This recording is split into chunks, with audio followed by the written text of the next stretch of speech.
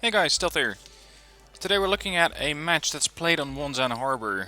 Now, I gotta say, Wonsan Harbor, I don't play it that often, and it has changed quite a bit ever since I first laid eyes on it. Because, I'm not sure if you guys still remember this, but initially, the sector, or the starting sector, was pretty much here. This was the road that brought in your forces. And I think the sector really wasn't that big. Maybe it was up to, let's say, this road. And the other team started out on, I believe here, right in this town. There was not really a lot of locations for your CV to go. But ever since they quite heavily changed this map, where you now start over on this flank and there, and potentially with a naval map or with a naval version of this map, you get a slightly different section. Anyway, we're following Whiskey Charlie here. He's using a USSR General deck. His ally is CM Rawless. Correction, not CM Rawless. Prosciutto. And if I'm reading this correctly, he is using a Red Dragons motorized / general deck. So we can expect to see quite a lot of infantry from him.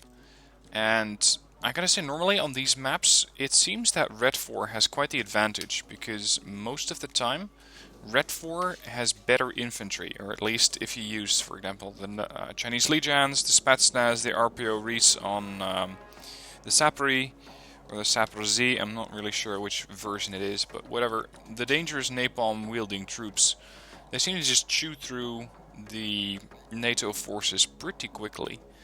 So it's interesting to see if these guys can manage. Of course, they are Red 4, so they have quite the advantage here. And see a lot of forces being deployed. It is a destruction game, unlike the previous games which I've covered, which are all conquest. So let's skip this thing up and see how they're going. As for their starting composition, you're mostly going to see a lot of quick and motorized vehicles. I'm gonna pause it here. We got a OSA AKM, BRDM-3, BTRDs with infantry, transports with AA units, more infantry, grenade launchers. Yep, these guys are going to war. They do have one T-80 with them. It's not that expensive of a tank, and at close range you're going to have a lot more than that 40% accuracy. So this strike group is heading towards over there, towards Elena. And apparently the Korean hordes from Prosciutto, and we sure have some Korean hordes, they're going to take the middle. Now, one thing that I'd say it's a bit contested in the wargame community. People sometimes say, well, you'd better have groups of 2 infantry. Well, no, you'd better have groups of 4 infantry.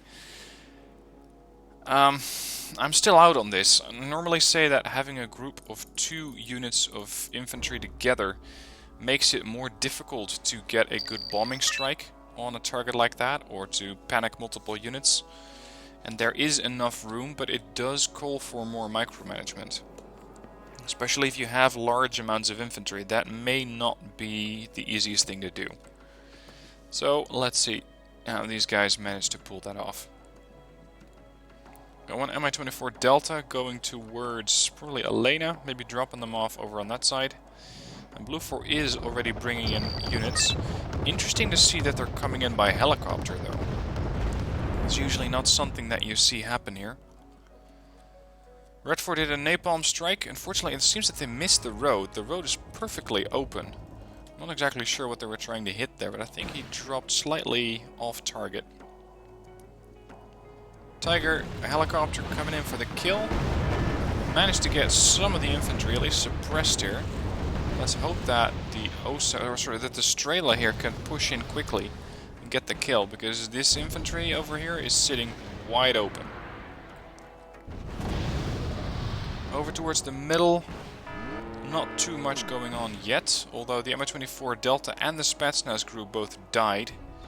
Not exactly too sure where they went down, but I wouldn't be surprised if it was the Tiger who shot them down with its Stinger missiles. Or does it carry Mistrals? I forget. Let's check that.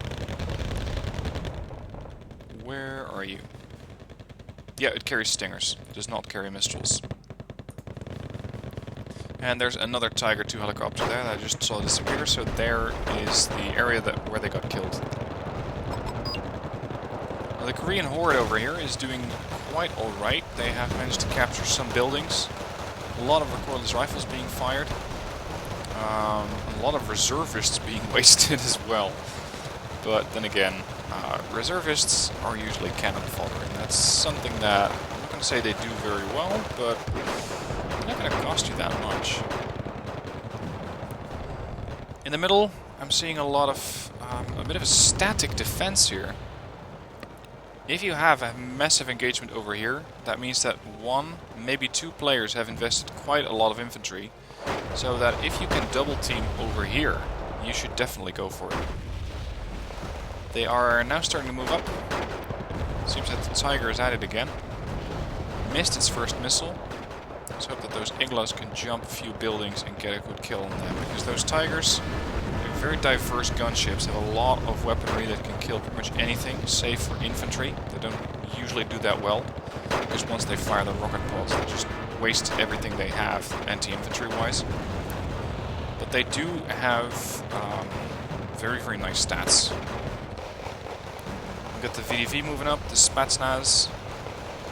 Let's see if the Spetsnaz can work over these legionnaires. Yep, here we go. Look at them go. You almost feel sorry for these guys. This is what I mean. Legionnaires are not pushover infantry. But against Spetsnaz and a bunch of concentrated VDV, they are not easy to, or it's not easy for them to stick around for very long. Spetsnaz apparently firing the RPORs now at the cheap AA guns here. Probably trying to use those as suppression fire. I saw a mortar at long range going in, that was the Nona SVK. You can also get some cheap kills here on the AMX-10P Milans. Get some more VDV, using the machine gun to help suppress the lift garden here. And it seems that the Korean Horde has been thinned out quite a bit. I don't think they had enough infantry here. You can see that Blue 4 is slowly winning this battle, at least currently. This, I gotta say, is bloody dangerous. Having a T-80 move through the open, when you know that there's a Tiger helicopter there, and you don't know how much infantry there's over here. Pretty risky play here by Whiskey Charlie. Seems that these are the HGM carriers. They are trying to get a lock on the tank. Popping into view every now and then because the line of sight is blocked constantly by these buildings. A whole bunch of other legionnaires probably being sacrificed here. Here we go. This is what I was worried about. A T-80 is a decent tank, but up close you're going to run into issues, and that's exactly what happens here. We got AMX-10P Milans, a Gepard, no less, and what's that? Tanks? Oh, it's just more fire support units. But fire at this thing enough times, and it blows up. There you go. That was probably due to the autocannon on the AMX-10. Those things at close range can do quite a lot of damage. And now they have freedom to suppress everything that's moving on in this sector. So some light infantry in this building could really help out next time. Because they can threaten whatever comes down this road, these bridges and this field. I gotta say, Blue 4 really does not have a lot over in this sector. Walls is playing a pretty dangerous play here. He has command infantry, one transport which is right next to the command infantry, a couple of AA guns, and an autocannon lightly skinned vehicle with an ATGM at short range. Over towards the left, the Korean hordes are still at it, and it seems that they have now been joined by the Chinese reservists. And yeah, see, this is why I don't really use reservists that much. Their accuracy is terrible, they panic quickly, they're basically a meat shield, but a meat shield implies that there's something to shield for. I'm not seeing the second part. So they're just here being, I suppose you could say, needlessly sacrificed. The zone is contested, by the way. Red 4 has a CV here, and Blue 4 has the CV parked very sneakily behind this building there. And I don't see either of these forces pushing through quickly. What I am seeing, though, is that Blue 4 does have a little bit of AA in the area. At least the EOTS Hawk can be a big threat to enemy airstrikes. But Red 4 does not really have that much. They have one OSA, it's turned off. They have some QW-1s. They are decent against airplanes, but the airplane has to fly pretty much right over them. So if Blue 4 really wanted to hurt them, they could come in with a few airstrikes, wipe out these guys, and then keep pushing. Because they got a lot of infantry here. And it seems that they constantly get a good supply of those, so they can slowly but steadily overwhelm this sector. Prosciutto's coming in with more infantry here. Let's see what they're bringing this time. Bongongsus. Well, see, these are line infantry. They're going to have greater performance. Unfortunately, some of their transports just got blown up and every squad here is panicked. They are going up with 32 guys against 60, 80, let's say 90, maybe 120, depending on the range of these guys. But I gotta say, the Kustjäger here, look at the amount of weapon, or the amount of bullets that they fire downrange. Their machine gun is down to 500 rounds. You don't see that very often. Most of the time just infantry running out of their RPG rounds or their anti-tank rounds, but not really so much their machine gun. So much for the Bongongsu. I hope that he can stop these guys in time. Yep, one of them got captured. Fenway's now making off with a logistics unit. Maybe he's going to get recaptured. There we go. Prosciutto now recaptured the Ural. This is something that I find a bit annoying, because usually when you capture a unit, it's, or at least I think that's the way in the campaign, it just keeps executing its previously known order.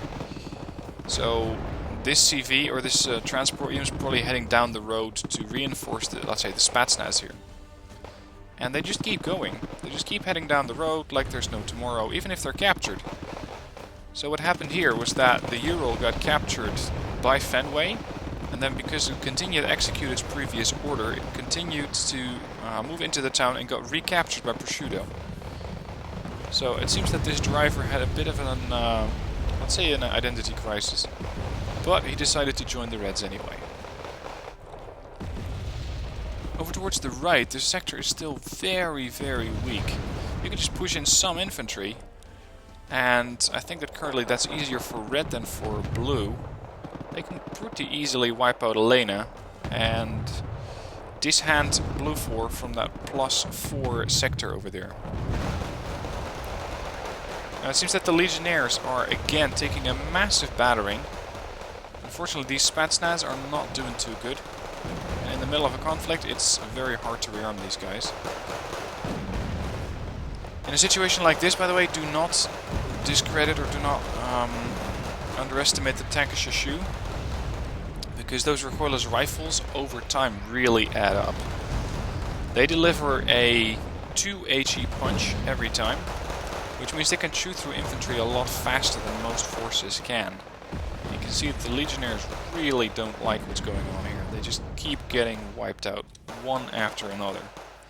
This is an expensive stack, really. That was a 100-point stack of 4 units of Legionnaires.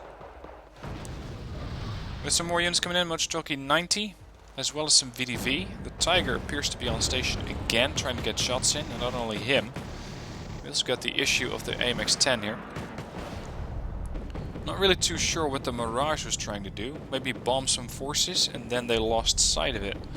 Whereas the Mirage did get hit, but it made it out alive. Look at this large concentration, especially on the minimap. You can see just how much blue has over here.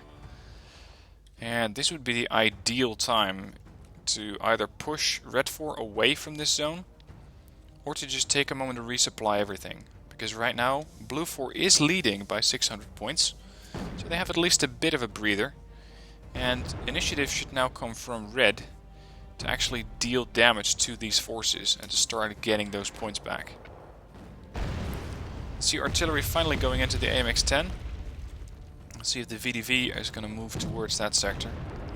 Again, 2 squads of VDV can clear out this entire zone.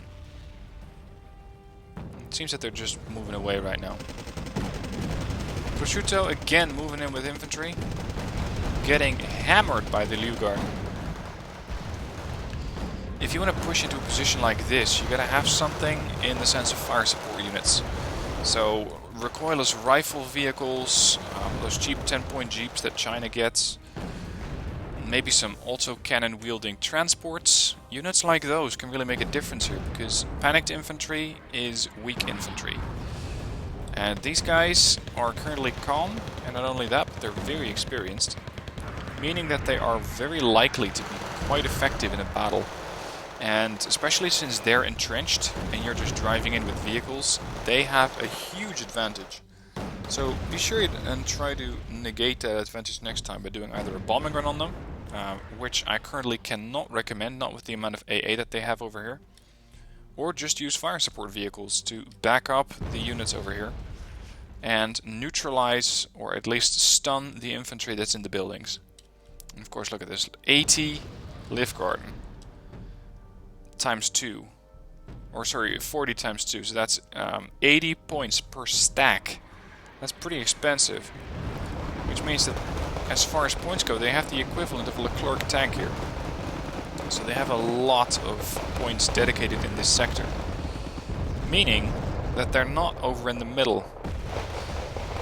So again, if you happen to know that the enemy has a lot of units over on one flank, if you can at all do so, try and pick another flank. Don't go where the enemy is strongest, go where they are not, or where they're not very strong. See that the Spetsnaz again going up against the Legionnaires 90. Legionnaires once again taking a beating. And I'm not sure why why Rolls just keep pushing in his forces like this, because I think this is the third, maybe even the fourth stack of infantry that's going to die horribly due to being put on fire by Spetsnaz. Right now the Spetsnaz is out of range with their RPO, so they're going to have to jump to... Oh, okay, that's very kind of them. They're just going to jump to the building next door and move towards the Spetsnaz. Got some shelling going on here, which means that Dmitry is now in control of Blue. At this stage, Blue has a lot more income than Red. Blue has those 2+4 zones, Dmitry and Elena. And currently they're leading by 700, but that difference can quickly increase if you see just the amount of forces that they can start to field. We have some artillery standing by, Becan 1 Charles and Cedar. Especially these guys in an urban situation can really hammer the shit out of your infantry, because they have, let's say, a similar rate of fire to most mortars, 12 rounds a minute. Except that these things fire 155mm 7 HE shells, instead of your average, which is at 4 to 5 HE. Let's see if the nonas are still up. Yeah, 5 HE on 120mm, and that's pretty much the largest mortar you can find. Look at that, these guys even have a lower rate of fire. And yes, the Becan 1C does go through ammo a lot faster. They are a lot more intense for your fobs to wield, but that's okay. They have 2 fobs. They probably have a ton of supplies in there as well, so they can keep this up for at least a little while. Now that there's a bit of a lull on the hostilities, you can see, by the way, that Red 4 and Blue 4 have put up a sort of shielding force here. Sometimes in these matches you're going to see people try to flank, either with helicopters or sometimes even with amphibious vehicles, although amphibious units rarely make it because they just don't have the fuel. You see a few BRDM-1s as well as an MI-1 recon helo, and for Blue 4 an HKP-6 Alpha and 3 AA units here. And of course these are pretty cheap units, so you can field quite a few of these.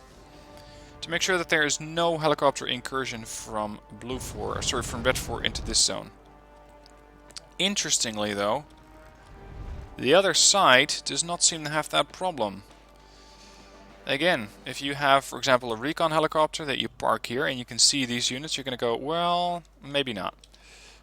But how about the other flank? You can fly with helicopters over this side, around the other side, come in from here, and oh look, command infantry. They're not even inside a building either, you can just see them standing there. And that's not the only thing you can get to. You can even get to this CV if you're fast enough. Of course, by then, Blue 4 will have spotted you and put up a defense but you will be able to score at least a few points and possibly gain a foothold in this sector. Which then will be hard to reinforce, but it is a possibility. Now, meanwhile, it seems that the Bacans are firing. Not sure if that Caesar was joining in as well, but it's definitely the Bacans. And they don't really have to do a lot of damage here. All they have to do is stun the enemy and just suppress them. Just keep these guys pinned down, or slightly panicked, wounded, or otherwise incapable of doing a pushback on Blue Force forces. Sorry, on Blue Force forces, because those things, of course, are Blue 4. Now, this is what I mean by a fire support unit, by the way. It's not technically a fire support vehicle. I think it's a cavalry tank, a ZTS-63-2. But these things can perfectly fulfill the role that you need them to. Killing off enemy transports, and unfortunately they cannot apparently see the infantry inside there. But what they can do is at least neutralize these attacking transports. 89% accuracy, which is not bad for a 50% accuracy gun. And that's considering that these guys are worried as well. So the range really comes into play here. Now, a whole bunch of Fallschirmjäger 90. Definitely a Eurocorps deck here by Mr. Rawls.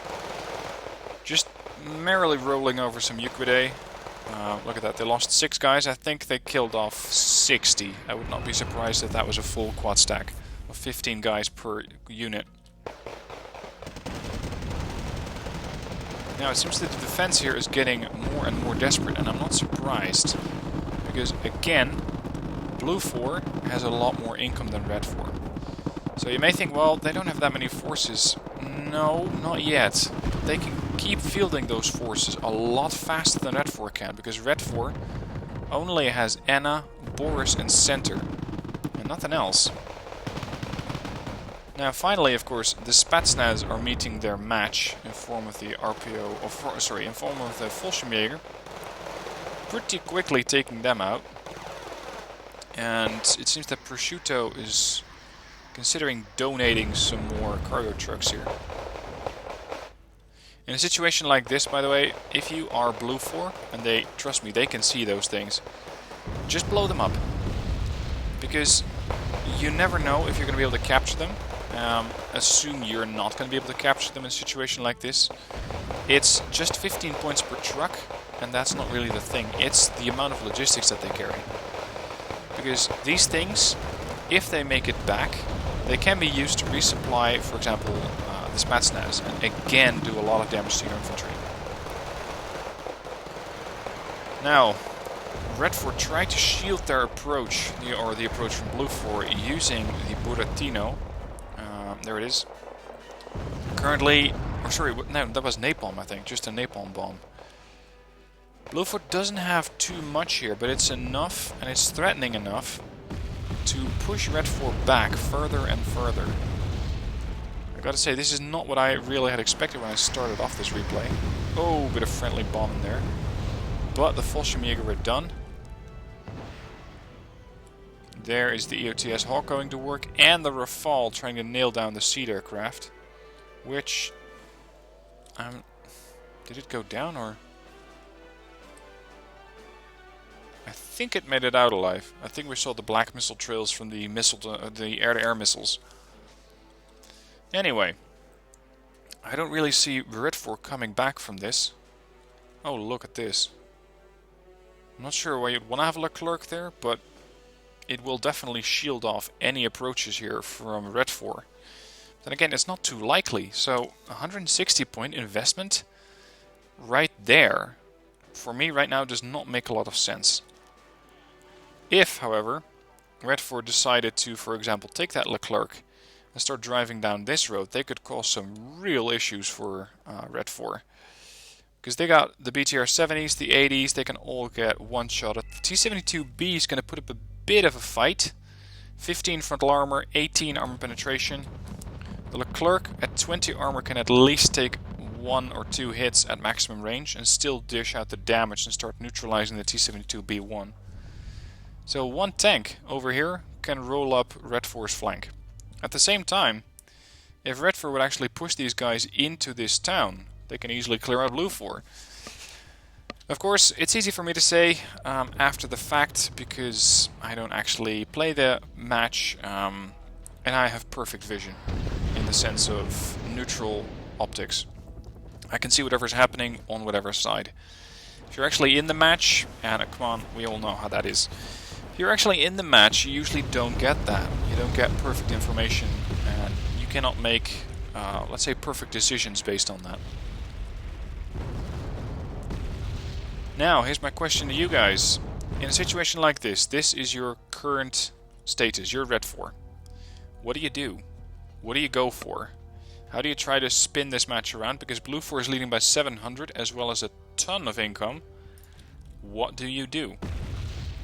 How are you going to counter this? Interesting, by the way, that blue 4 does not capture Fedor. Really not sure why. I don't think that they're out of CVs. That would not really make sense. But they can capture this terrain and get another +2. See the Buratino moving away, probably heading back to a fob. It seems that red 4 is either building forces right now or just slowly trying to reinforce what they have.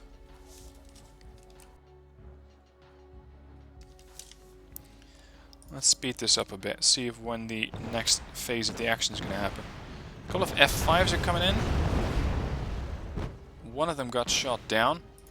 Now this is what I don't get, really. Red 4 decided to bomb this area using napalm.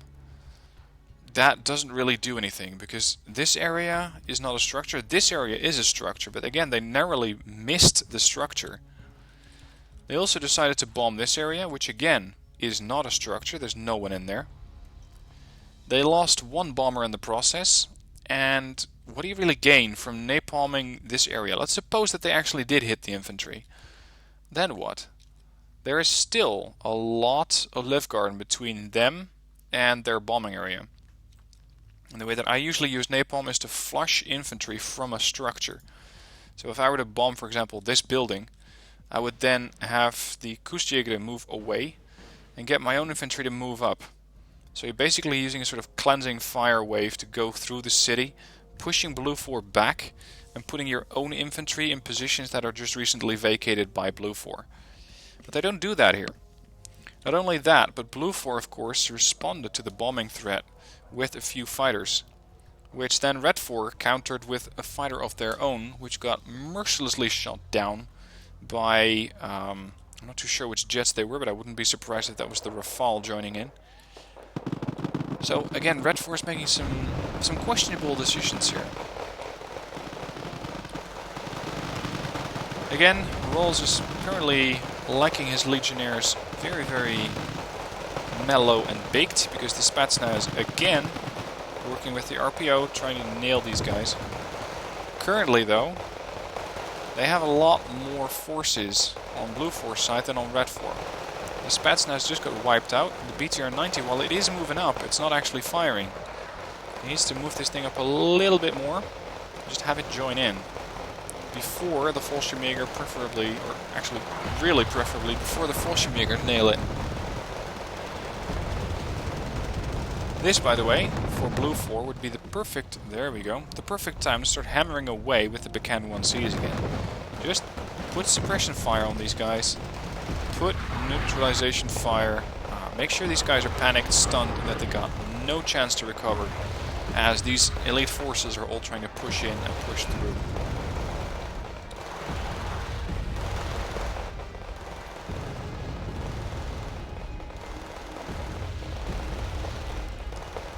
See another napalmer going in here.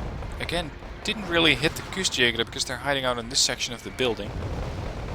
This is exactly what I wanted blue 4 to do. Just keep pounding on these forces with all the artillery that they have. And it is rather effective, because you can see the motor stroke, it just went from 14 to 5 in a matter of no time at all. And if they weren't panicked yet from their engagement with the Fallschirmjäger, they sure as hell are now. And wonderfully, that was a reminder from my calendar. Sorry about that. VDV-90 moving in, I hope. Oh dear, there goes the Mostrelki. I really don't see Red 4 getting out of this one alive.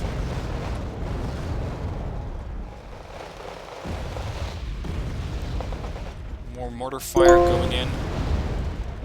VDV 90 narrowly avoiding the flaming sea here. Now, oh, what are you doing? That was close. See, this is again one of those things that I'm thinking, what are you doing? Prosciutto is pushing with UBIs, which are reservists, against, by now, pretty damn experienced Live Garden. There's no way that they're going to win this. If you want to push into a sector like this, make sure you have a lot of forces to do so. Put up a smoke screen, run into the building, fire the Bertino, and then keep pushing that way. But right now, what they're doing is just weird. Kustjäger at 90 here have a perfect chance, by the way, to kill off the cargoes, which are currently resupplying, or just done resupplying the VDV 90s. But they're not doing it. This is a perfect target. They still carry 800 supplies. Of course, Blue 4 can't see that, but they can definitely hit them. Some more BTR Deltas coming in, which are taking their sweet time getting offloaded. Here we go, VDV 90.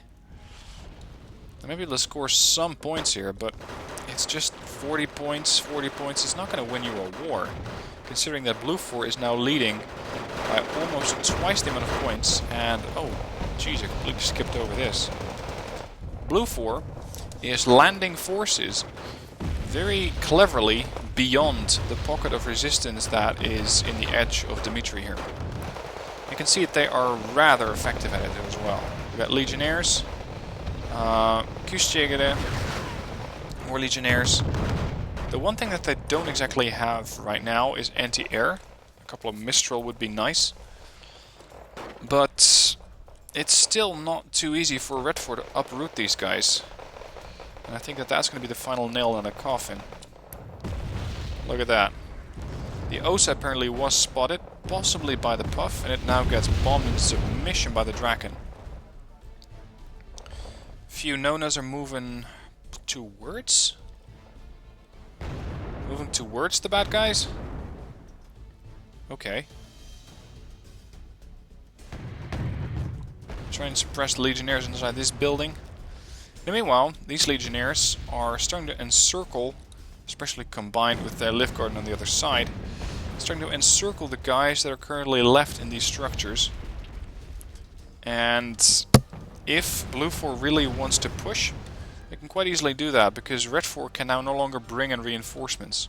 They can still use this road, but they are probably going to be preoccupied, at least with their point income, to get as many forces here as possible, just to neutralize the Blue 4 incursion. You can see the Mirage 111C coming in, again, neutralizing these mortars.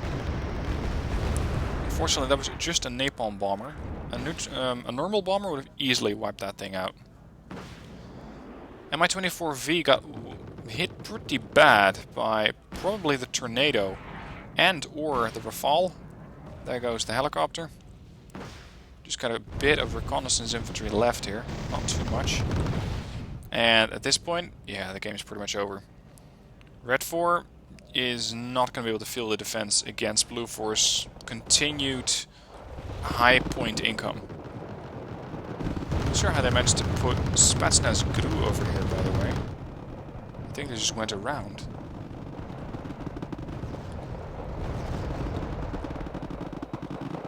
And yep, they did put their own command unit inside this sector, but unfortunately it's a bit too late. They've done that right from the start. They would be in a completely different situation. Actually, you know what? Let's just skip to the end. See what kind of points these guys have gotten.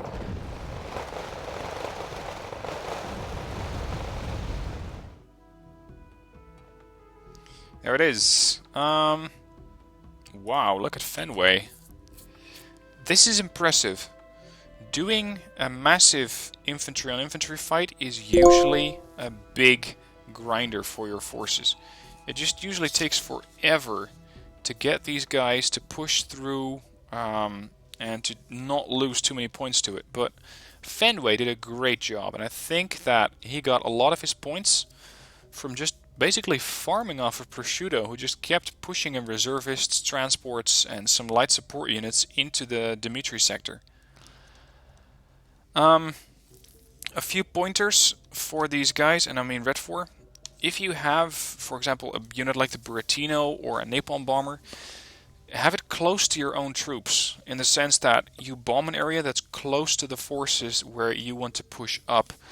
Don't try to bomb an area that's nowhere near where you can go or want to go, because it's just a big waste of your forces.